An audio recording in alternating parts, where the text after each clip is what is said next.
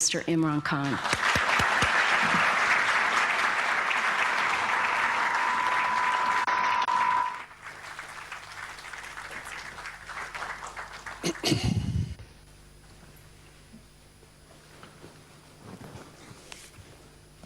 Thank you very much, Nancy. The United States Institute of Peace, I want to thank you for inviting me here and listening to my views about Pakistan's policy.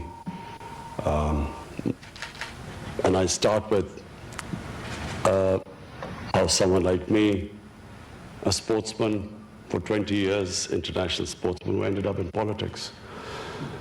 I'm the first generation Pakistani. My parents were born in colonial India.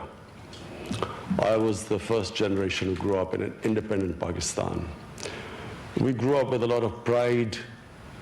My parents reminded me always how awful it was to live in a colonial, in a country where you didn't have your freedom. So I valued the freedom of being in an independent country. And we took great pride when Pakistan started growing rapidly in the 60s. It's not used to my voice, I think it's too heavy.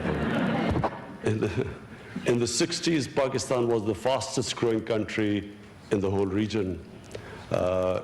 Pakistan was a country which gave us hope. We grew up feeling that this is a country with a destiny. And then things started going wrong from 70s onwards. And I was playing cricket for 2 decades, international sportsman. I finished in the early 90s.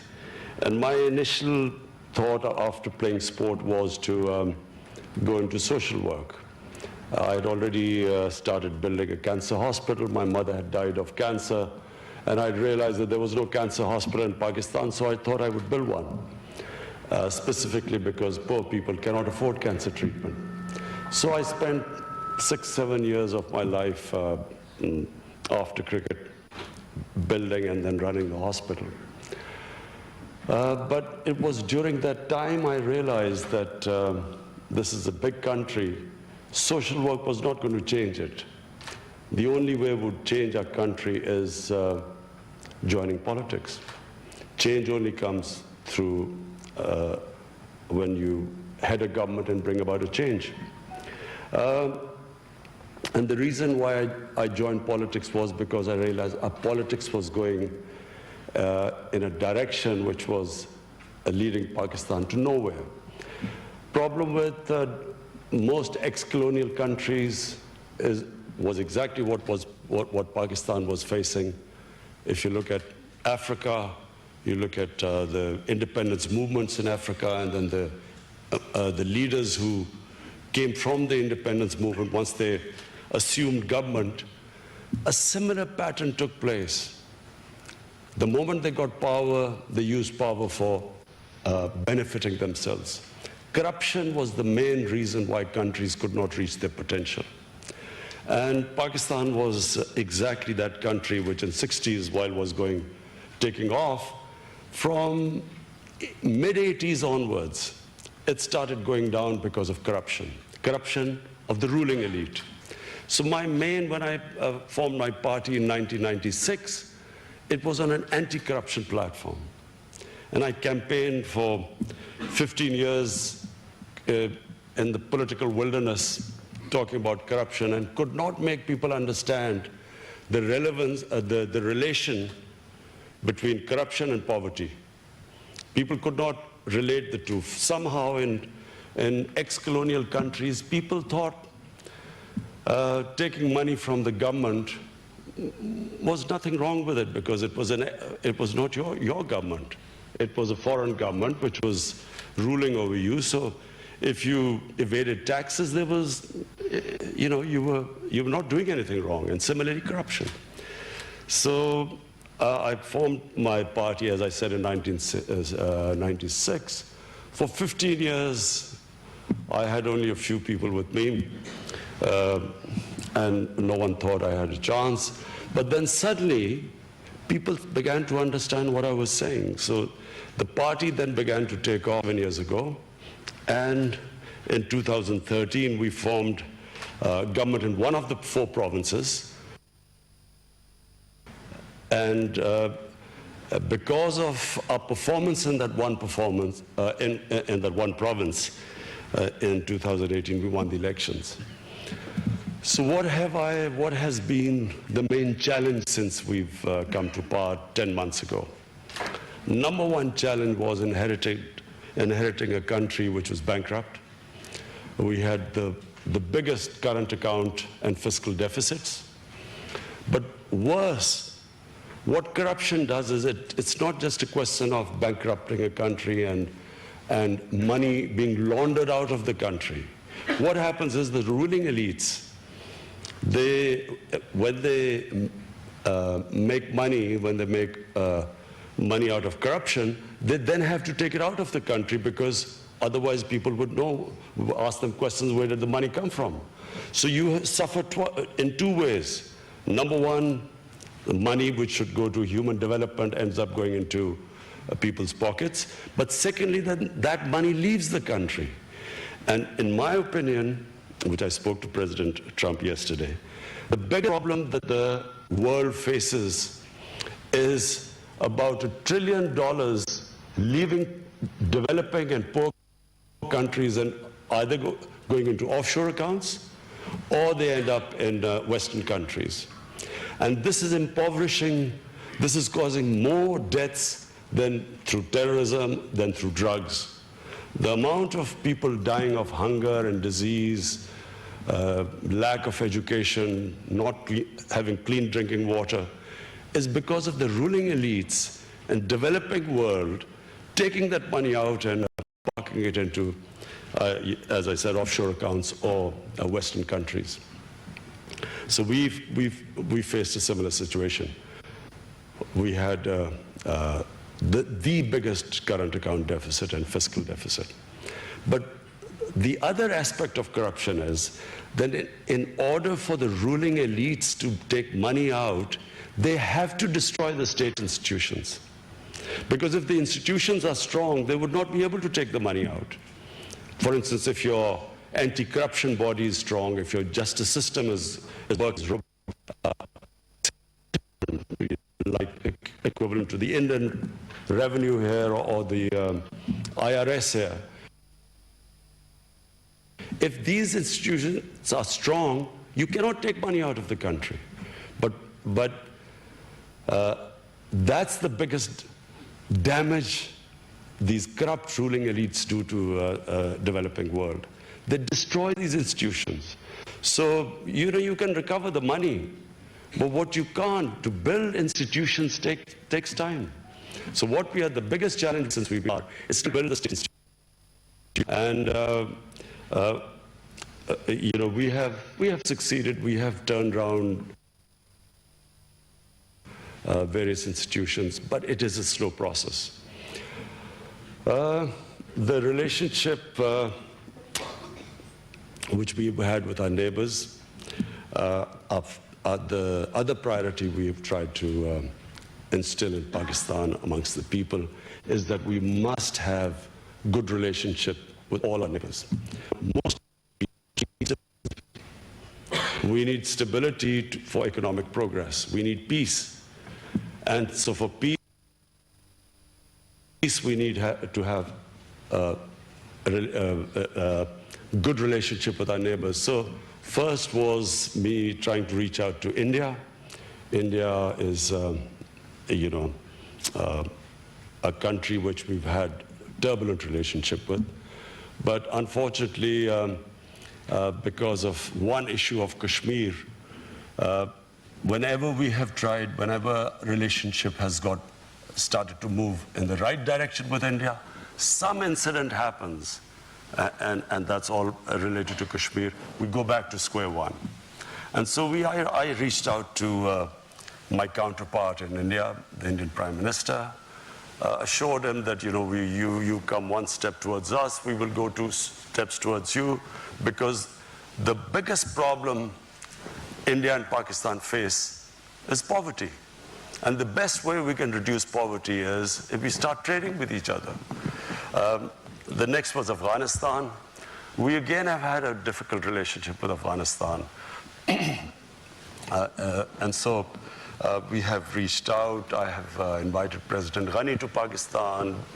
And, you know, it's a sort of long story, but we are moving towards, fortunately, we're all moving towards the same direction. There's a convergence now in Pakistan, in the US, that there is no military solution in Afghanistan. So we're all working towards the peace process.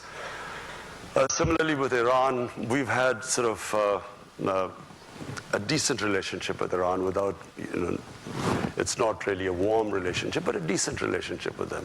So we reached out to all our neighbors. And the next is the US. The US is a superpower. You have to have good relationship with the US, whether you like it or not. So I was a bit worried when I was invited to meet President Trump. You know, I've been in limelight, public life for 40 years. And sort of when I've gone to meet people who are famous or well-known or in power, you normally get advice that, you know, what you should do, what question but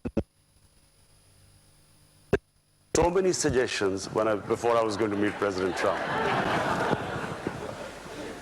Inundated. And I have to say that it was one of the most pleasant surprise, not just for me, for my delegation.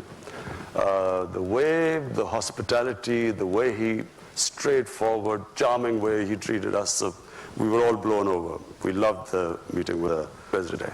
We decided on how we will now have a close relationship between Pakistan and the US.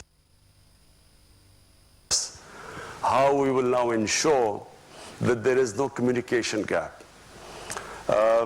The period from to 2015 was the worst in the relationship between Pakistan and the US.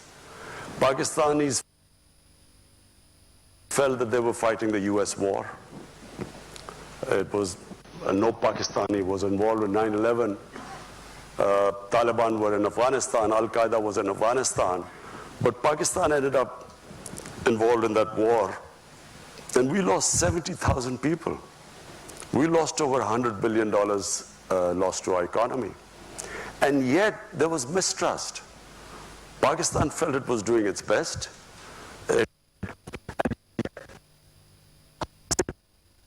Pakistan took a battering.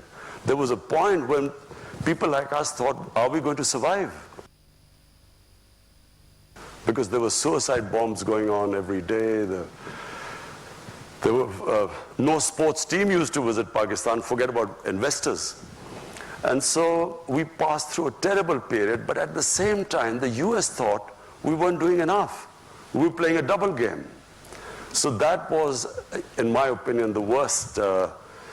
It was the worst phase between the relationship between US and Pakistan. I was one of those, and I came here, I think in 2009, and I tried to explain to people here that there was no military solution in Afghanistan. I met, then Democrats hadn't come into power, the elections hadn't happened just before President Obama won the elections. I tried to explain I had a meeting organized, there's Dr. Ikram here, he organized a meeting with Joe Biden, John Kerry, Harry Reid, towering figures of the Democratic Party. And I sat there and tried to explain to them the history of Afghanistan, of Pakistan's tribal area, and tried to explain to them that there will be no military solution. But I realized they had no idea. People in the US had no idea about the history of Afghanistan and the sort of golden. Fortunately, this time, everyone knows, people understand.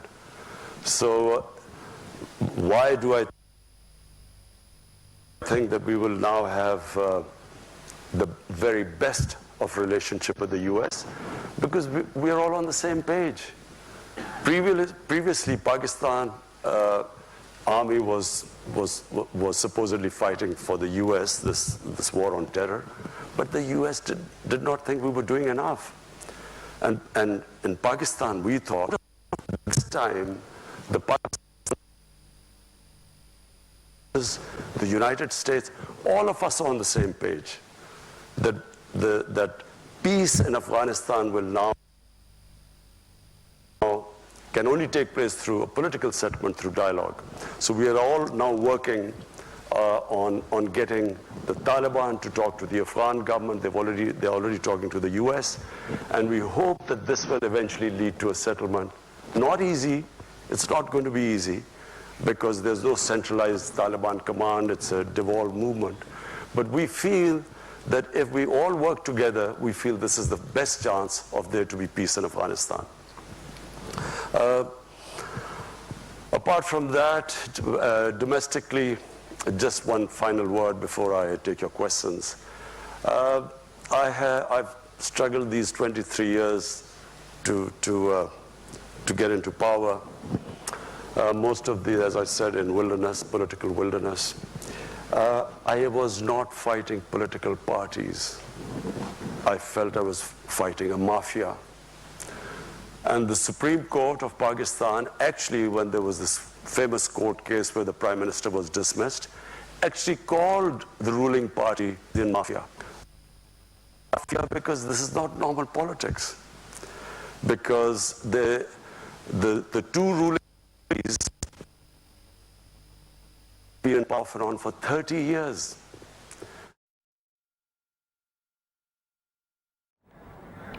Washington में वज़ीर-ए-आज़म इमरान खान अमरीकी think tank से खिताब कर रहे हैं। उन्होंने कहा कि हमारे मुल्क को करप्शन की वजह से बहुत सी मुश्किलात का सामना करना पड़ा 60 की दिहाई में, लेकिन पाकिस्तान ने तरक्की की जानिब सफ़र तय करना शुरू किया। पाकिस्तान और भारत के ताल्लुकात जो कि काफ़ी कशीदा हैं, उसमें भी अमरीका ने काफ़ी मदद करने के लिए हमें कहा है, और साथ ही साथ उन्होंने ये भी कहा कि मसला कश्मीर के हवाले से भी सदर ट्रंप ने ये कहा है कि वो सालसी का किरदार अदा करेंगे। Pakistanis are below the age of 30. They became our big support. The young people rallied around us. And we did, it was the biggest public movement in Pakistan in the last. And so we won despite having, coming up against big money, despite their penetration in media, the most vilification campaign, personal attacks, and despite that we won because of social media.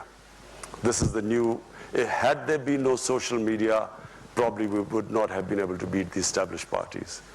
And since we have been in power, we are still up against the mafia. We have been, the problem has been to fix the economy, but at the same time we have had the entire opposition trying to destabilize the country. So that twice they have tried to create this uncertainty that there's been a run on the rupee. We almost had a run on the rupee because of them predicting that all fake news that IMF had told us that the rupee would go to a certain number, all wrong, but putting pressure on the economy all the time.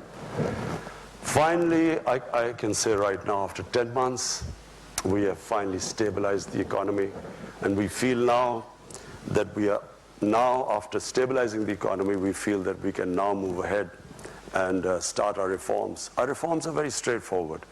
We believe that real development is human development. So we are going to, all our money, we have decided that all the money which we retrieve from the criminal mafia, we've started a massive accountability campaign. We will then direct it towards human development. We've started one of the biggest poverty alleviation program in Pakistan's history, despite having financial constraints. But we believe that a country cannot rise if there's a small lot of rich people and a mass of poor ones. This is what's happened in Pakistan. The gap between the rich and the poor has grown with each year. And the whole system just caters for a tiny elite. The education system caters for just a tiny elite. To give you an example, we have a total of students coming from what are the elite schools, English medium schools, are 800,000. The children who go to government schools, they are about 33 million. And then children who go to Dini madrasas is 2.5 million. So we have three-tiered system. So the first thing our government is trying to do is to synthesize the syllabus, bring in science subjects, other subjects into Dini madrasas, which are the religious schools. So bring them into the mainstream. Similarly, in the Urdu medium schools, teach them English so that we equip them for higher education. So we are trying to bring the education system, which is the biggest problem our country faces and the most difficult problem. So that's number one. Secondly is the Pakistan taxation system. We have the lowest tax GDP ratio in the world. We have, out of a population of 210 million people, we have only taxpayer, barely people, 1.5 million people pay taxes.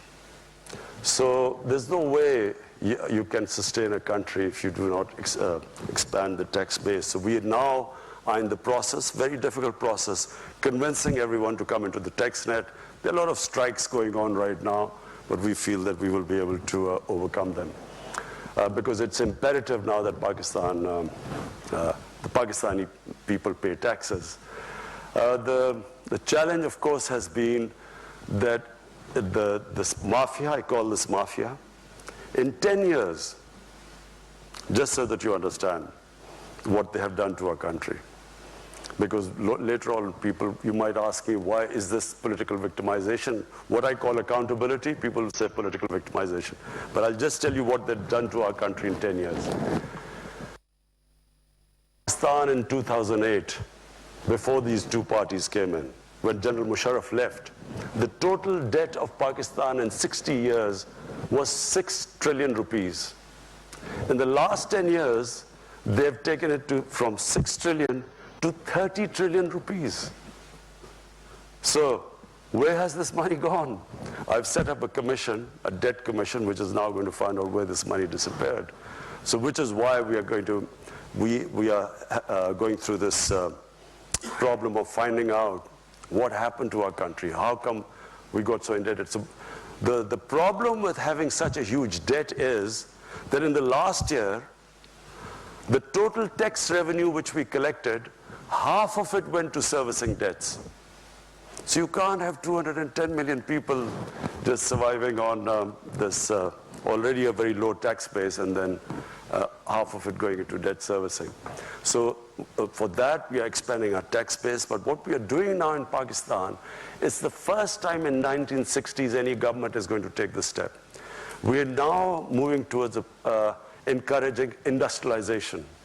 In 1960s, Pakistan's industrial production was equal to 4 Asian tigers industrial production: Indonesia, Malaysia, Philippines, Thailand. The combined industrial production was equal to Pakistan's in 1960s. After that, unfortunately, we deindustrialized. Our exports actually went down because our policies just did not encourage industrialization. So we now have embarked on a program of industrializing our country. We are giving incentives to industry. So we have, the main programs in Pakistan are, number one, poverty alleviation. We have allocated the biggest amount to alleviate poverty. Any money retrieved from these big crooks will go straight into the poverty alleviation program. Secondly, industrialization. We are now encouraging our industry, specifically export industry.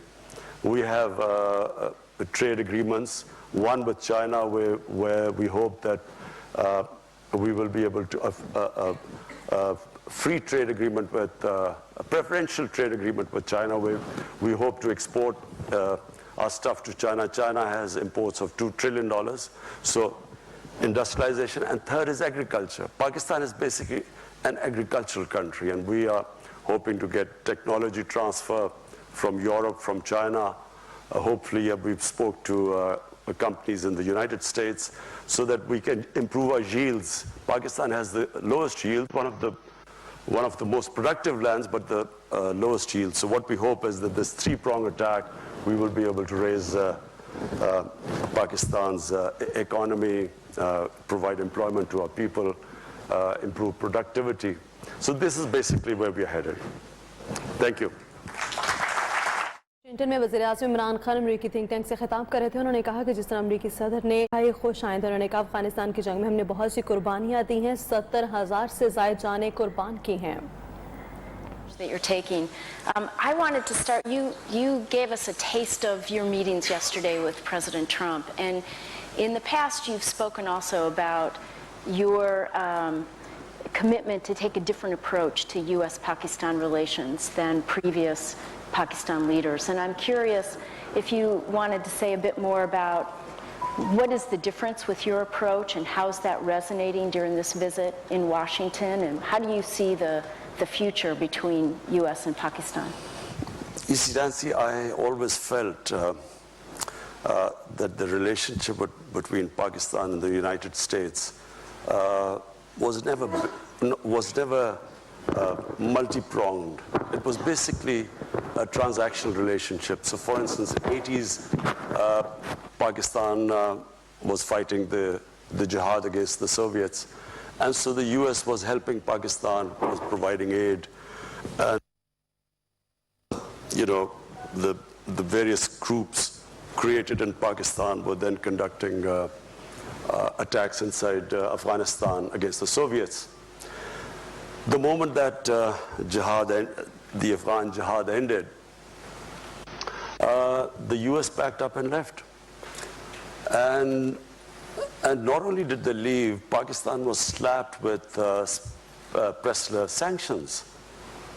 So Pakistan then was left with 4 million Afghan refugees, a number of militant groups which had been created to fight the Soviets, all dressed up and nowhere to go. We had heroin, drugs that were used at some point to pay for the fighting in Afghanistan. So Pakistan, then first time we had these sectarian attacks and sectarian militant groups, which were first time we heard of sectarian attacks inside Pakistan. Then comes 9/11, and Pakistan again joins the US. I was then, I only had one seat in Parliament at the time, and I remember when General Musharraf was consulting all of us that the US wants us to join them in the war. I opposed it. I thought Pakistan should stay neutral. And I'll tell you why I thought Pakistan should stay neutral. We had created these jihadi groups in the 80s. We had indoctrinated them in the idea of jihad, that foreign occupation in Afghanistan, it was a religious duty to fight them. So all these groups, including Al-Qaeda, had arrived in Pakistan. Now comes 9/11, then the US invades Afghanistan. And now we are trying to tell these same groups who had close links with the Pakistan army, because they were created by the Pakistan army, now we are telling them that no, it's because the good guys are there, it's no longer jihad. Now obviously, a lot of them turned against the Pakistan army, because Pakistan army was then trying to neutralize them. So what we went through, and I just briefly mentioned earlier, it was the worst time in our history. These groups turned against the Pakistan army and the state of Pakistan. And not only that, there were linkages between, clearly there were linkages between these groups and the Pakistani security forces, because they had created them. So we had insider attacks, we had, the GHQ was attacked, generals were killed, ISI headquarters were attacked. The army at one point, the army could not go into the cities in military clothes or with military cars. It was that bad at one point. And then, of course, the second thing was the tribal areas. We should never have sent army into the tribal areas, because the tribal area per capita was the most weaponized area in the world. For people who don't know, tribal area is the border between Afghanistan and Pakistan. It was always an autonomous area. The British never occupied it during their rule since 1890. So it was an autonomous area. It ran by its own rules. So in 2004, under pressure from the United States, Pakistan Army went into the tribal areas to flush out Al-Qaeda. Now, what happened was that after Tora Bora in Afghanistan, a few of the Al-Qaeda moved into our tribal areas, which were semi-autonomous. So when they sent the army in, armies are not meant to go into civilian areas.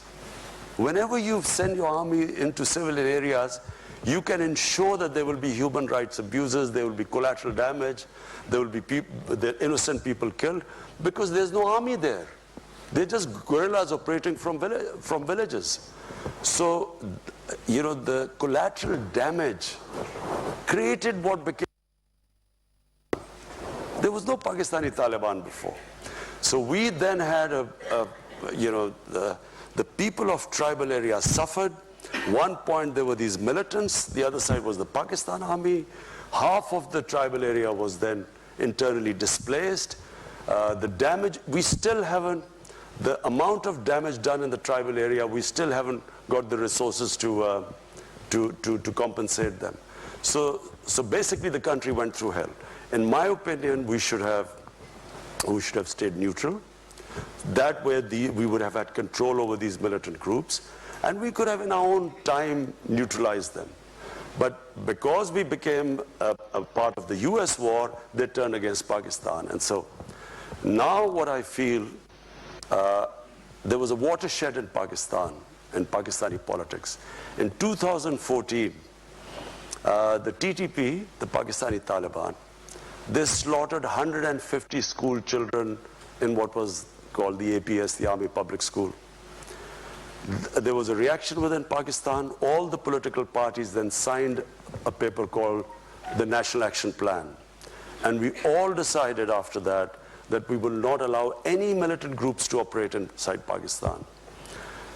Until we came into power, the governments did not have the political will, because when you talk about the militant groups, they still have about 30 to 40,000 armed people who have been trained and in some sort of a theater, who fought either in Afghanistan, maybe in Kashmir.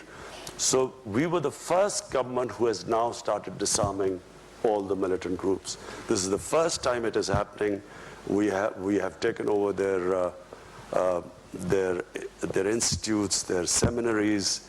We've got administrators there. So it is the first time in Pakistan that we have decided there will be no armed militias inside our country.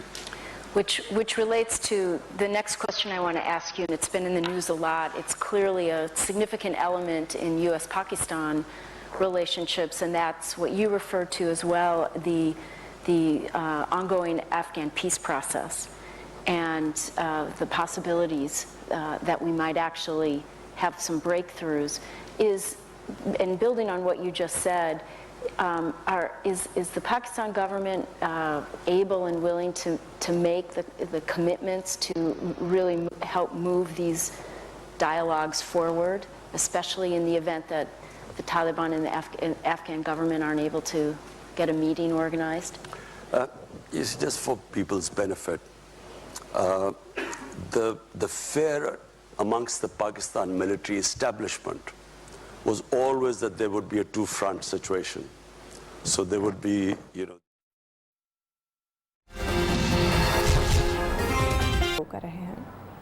What's an ideal Kashmiri solution from the Pakistan perspective, and one that you believe the Pakistan people will accept? I think it should not be the Pakistani people anymore. It should be what the people of Kashmir want. And that really is the only solution. What do the people of Kashmir want? And presumably a process that surfaces that and enables it to take hold. Do you know, I'm told, because we had 3 foreign ministers who were in other parties who joined us. One of them, of course, is Shah Mahmood Qureshi. And 2 of them told me that actually they came pretty close in the time of General Musharraf and when Mr. Vajpayee was the Prime Minister of India. Apparently, they came pretty close. There was some sort of convergence on a phased movement on Kashmir, on sort of various steps to be taken, and over a period of time, some sort of a referendum. Anyway, but I don't want to say anything right now because it's a delicate issue. But there is a solution, and the solution has to be with the will of the people of Kashmir. So you covered this, but I see about 4 questions going back to this issue of media censorship. And here's one particularly that talks about TV channels are taken off, journalists are facing threats, the party's official Twitter routinely cautions journalists of committing treasons. So in a country where many journalists have been killed, do you think such rhetoric will enable and incite violence and directly affect the freedom of the press? Do you know, Nancy, I am probably one of the biggest beneficiaries of the media. When we had free media, I gained the most because I was, until then, until 2001, there was only one television, and that was the national television, PTV, which was totally a government-controlled television. So with the independent channels coming in, I became the biggest beneficiary because we didn't have any money. I mean, my party was pretty small for a long time. So I was able to go on television and give my point of view. And that's how my party gained, because I had a way of conveying my manifesto, how I would deal with various issues. So there is no question in Pakistan of ever clamping down on the media. I can just tell you that. There is no question. What happens is sometimes, you know, now that you keep asking, you were stuck on media, so I'll just go, I will just tell you a bit of truth about the media. You know, there is, as Lee Kuan Yew once famously remarked, what was sometimes called freedom of speech by the media, or freedom of expression, is sometimes the freedom of the owners of the media channels to conduct whatever they want to do. So in Pakistan, what we've had, we had the situation where here we were fighting. I don't know how many of you know of the Panama Papers, the Panama Revolutions. So this Panama revelations came about like the WikiLeaks, and our prime ministers, we discovered that he had these luxury apartments in London, most expensive Mayfair, he had these 4 luxury apartments. So like a opposition, like anywhere in the democracy, we asked him, where did you get the money to buy these flats? And then started this whole movement to get him to answer these questions. Now, there was a court case in the end, and in the court he was convicted. But do you know there was a media channel, one of the most powerful media channels, they did everything to protect him. Now, this is not what a media is supposed to do. The media did everything. They covered up for him, not just protecting him. I, who was asking my democratic right, a question to asking someone, where did you get the money? I was attacked. Personal attacks. I mean, the sort of attacks I faced, no political leader I challenged, no political leader would have gone through the sort of personal attacks they went, because, you know, they couldn't attack me on my, on integrity, so they went on these personal attacks. So this is not normal for media to do this. Media is not supposed to do this.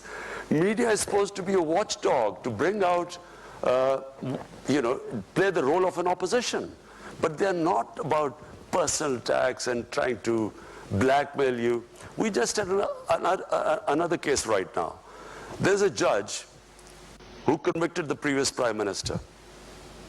Now this judge, the opposition brought out a video blackmailing him about him with some compromising video with some woman. They brought this up. This happens in Italian mafias. It doesn't happen in democracies. So, I mean, you know, sometimes, you know, I firmly believe that eventually we will have to move where the media owners will have to disclose their source of income. You know, just like anyone else, they'll have to say how much tax do they pay, what is the source of income. Even if you ask them how much tax you paid, some of these media say this is a freedom, it's against freedom of expression. So looking at it from that perspective versus a censorship regime, but more of a transparency effort is the focus. And Nancy, accountable media. Media should also be accountable. You know, you can't have a media sort of protecting criminals in a society. Okay, we're going to move the conversation. Here, there are a number of questions about Afghanistan. I think you've covered that. But here's one specifically asking, how do you view the peace talks about Afghanistan hosted by both Russia and Uzbekistan? You know, we should really get all the neighbors of Afghanistan involved with the peace talks, because this is, it should be the interest. Pakistan, the United States, and Afghanistan. These three countries today are the most interested in having peace in Afghanistan. But not all neighbors are interested in peace in Afghanistan. Because, you know, for various reasons, people have their own, other countries have their own agendas.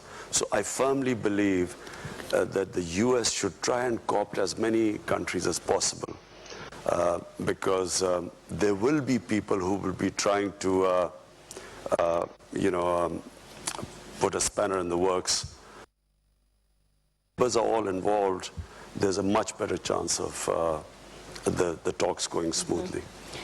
And speaking of neighbors, there's a question saying and you mentioned this in your opening remarks, what role can Pakistan play in easing the rising tensions with Iran and a number of other countries, including the United States, without damaging some of your other relationships? How are you thinking about that? You see, Pakistan is, we're really indebted to Saudi Arabia, we're indebted to UAE, because the way they came forward, you know, when we were confronted with this, when we took over government, we only had 2 weeks of foreign exchange reserves. So we were staring at a default, and these countries came forward to help us, and so we are really indebted to them. But my worry about Iran is, I'm not sure whether all the countries realize the gravity of the situation if there's a conflict with Iran. People don't understand,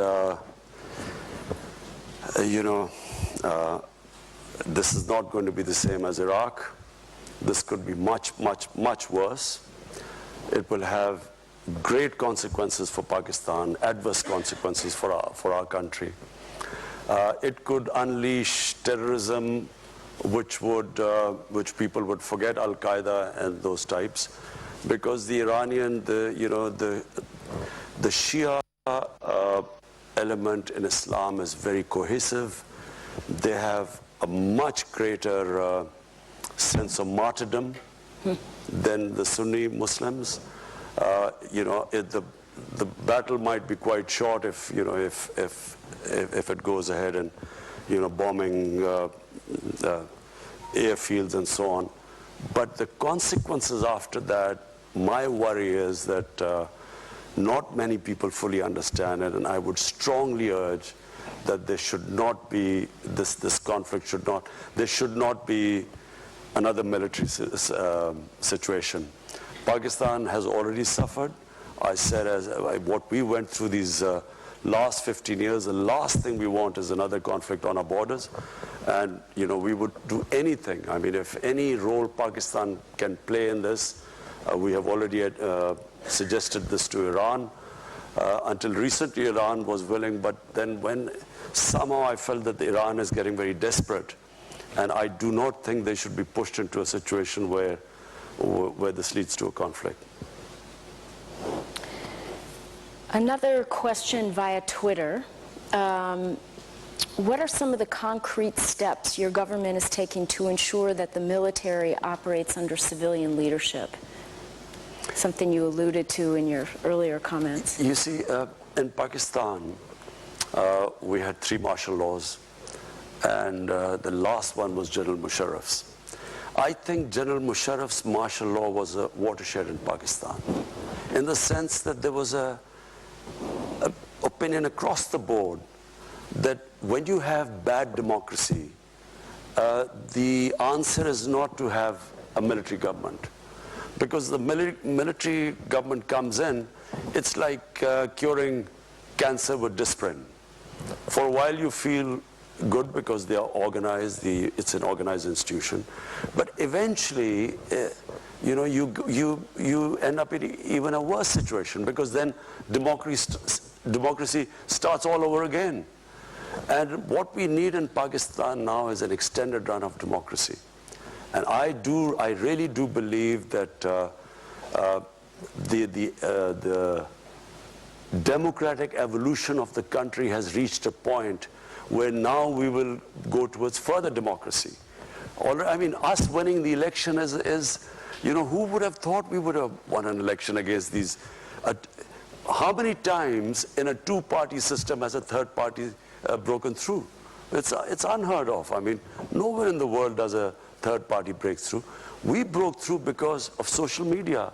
We actually, despite the official media sort of not giving us that sort of opinion polls were that we would not make it, but it was the social media and the young people who came out and made us defeat the 2 established parties. And I think the process will keep going on. I think that in Pakistan, people have tasted freedom. They understand, the power of the vote. In fact, social media has actually democratized the whole world. Everyone now has, they have Twitter, everyone can participate. That's how we're getting questions. Yeah. Well, I have 2 related questions on that I think build on the vision that you just articulated. And the first is, what will the government do to address closing space for civil society? And how does that fit into your vision? And closing space for civil society and activists. I don't understand. How is the government? Well, I think You're closing space for civil society? There's another question about Gulale Ismail and other activists. You're talking about PTM.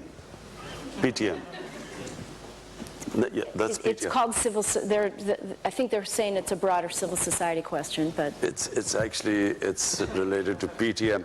Look, all these years I kept saying, when Pakistan, I stood up in the National Assembly in our parliament in 2004. I objected to the Pakistan army being sent into our tribal areas. No one understood the tribal areas. The only reason I understood the tribal areas is because some 30 years back, I wrote a book on the tribal areas. I did a travel book. I went all over, and I understood the tribal areas. As I said, it is one of the most weaponized per capita area in the world. It's a most devolved democracy.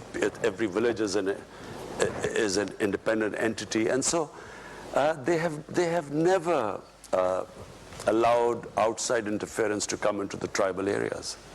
So when Pakistan Army was being sent there in 2004, I stood in the parliament, tried to explain to them that the greatest number of losses when the British were ruling India, they suffered the greatest number of losses in Waziristan, which is tribal area. So we should never have sent our army there. Whenever you send an army into civilian areas, there are massive collateral damage and massive casualties and destruction. So all the time when I was speaking out against this, I was being called Taliban Khan. I was being called pro-terrorist. General Musharraf, I remember, in a meeting said that I am a terrorist without a beard. And so once this whole thing was over, this young Pashtun movement started. And this Pashtun movement was correct, what they were saying. The area was devastated. The people of the tribal areas, I mean, half of them were internally displaced. Their shops were gone. Most of them relied on livestock. Livestock disappeared. The whole area was, as it is, tribal areas before 2001, 75% of the people were under the poverty line. So after this military action, they even went further down. So we had this young movement and movement stemming out of anger, and they, of course, they blamed the Pakistan army for all the devastation there. And we've just had elections in the tribal area now. We've just had, first time in Pakistan's history, the tribal area has been assimilated with Pakhtunkhwa, a province, and first time we've had election, and I'm very pleased to say that PTI won the election. But we have now injected the greatest amount of money in the tribal areas to develop it. Never has so much money been allocated for development there. But you know, the reason why there were problems was that the PTM leadership started attacking the army. And they kept attacking the army, and the last thing happened was that they actually forced, there were few people killed, and that's why there were restrictions. But now it's settling down because we've had a peaceful elections in the tribal areas. So I think we will now move on. Yeah, I think the question was probably triggered a bit by the New York Times article about the harassments and arrests of this Gulale Ismail family and friends. I wish that they would, the New York Times would also take the other point of view. Now I'm sounding like President Trump.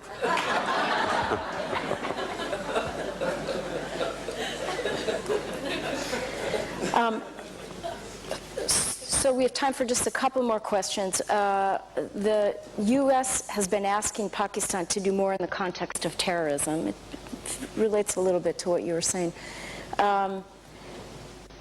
They particularly were asking Pakistan to do more in the context of GEM. And after the arrest of Hafiz Saeed, is this it? Will he stay in custody this time, or will he be allowed to go off again? Now, you ask, first, we want an independent justice system, and you want me to predict what the justice system would do. Now, look, let me just say, I repeat one thing again. It is in the interest of Pakistan that we do not allow any armed militias in our country. We have suffered.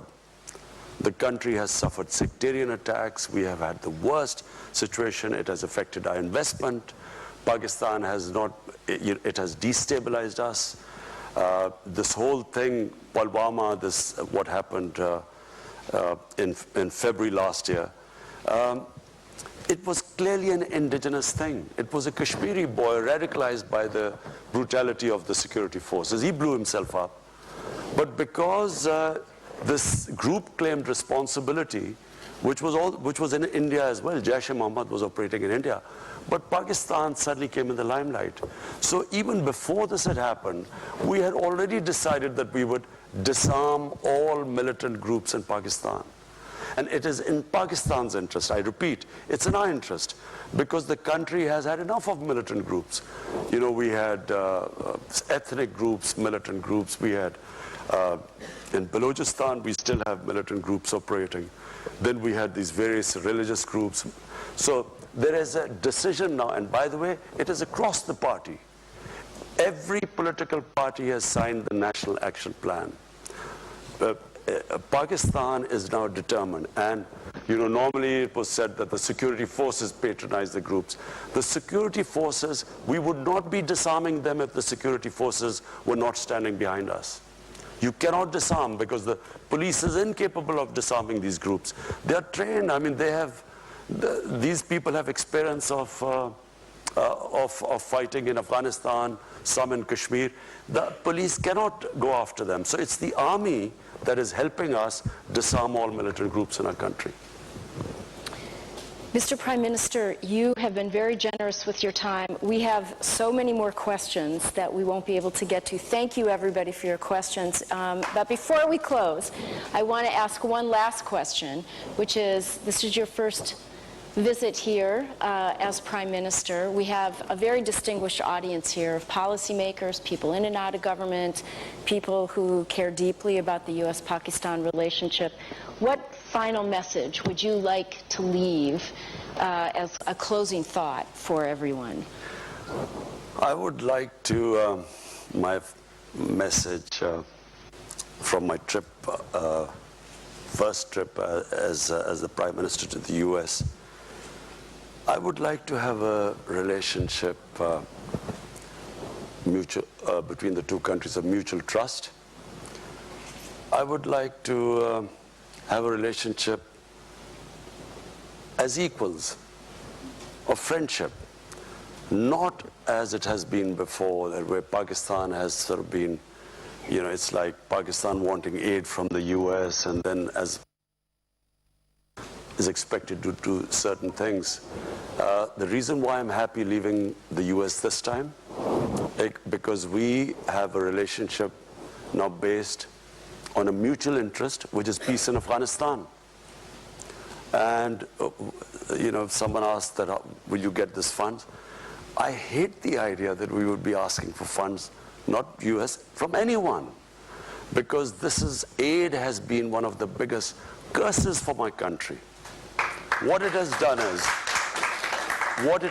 is, it has created the dependency syndrome. We have become, you know, when I went on my first trip to Saudi Arabia, I came back, what have you got from there? As if I'd gone there to beg for money. And I think it's humiliating for a country. Countries rise because of self-respect and self-esteem. No countries rise by begging and borrowing for money. So my relationship with the US would be, I would like a relationship with, a dignified relationship with the US, where never again should we ever have that humiliating phase. I can tell you as a Pakistani, never did I feel more humiliated when Osama bin Laden was taken out in Pakistan by the US troops. Never did I feel more humiliated, because here was a country which was supposed to be an ally, and our ally did not trust us. So as a Pakistani, it was, for every Pakistani, it was humiliating. We never want to be in that same position again. We want to have a relationship of friendship. And it doesn't matter, you know, friend can be rich and the other can not be so rich. But so what? You know, it's about a dignified relationship, and that's what I hope to have with the US.